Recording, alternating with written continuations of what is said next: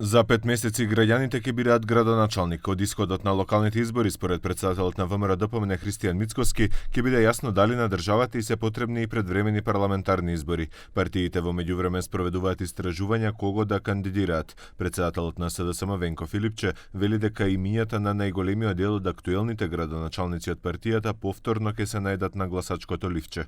На Централниот одбор се донесе одлука и официјално да започнат постапките за кандидирање, меѓутоа еден дел од кандидатите веќе се знаат, тоа се еден дел од сега актуелните градоначалници и тие имиња ќе ги соопштиме во текот на следната недела. Останатиот дел од кандидатите за градоначалници на СДСМ, како што додаде Филипче, ќе бидат познати до крајот на јуни. ВМРО ДПМН пак ќе ги официјализира кандидатите кон крајот на мај. Претседателот на партијата вели дека е во неформална кампања уште од почетокот на февруари, кога започнал да ги посетува општинските комитети. Очекувам веќе втора половина на мај месец 85 до 90% од имињата да бидат познати. Анкетите траат, отприлика селекцијата исто така трае, така што очекувам со предлози пред извршниот и Централниот комитет излезам во втората половина на мај.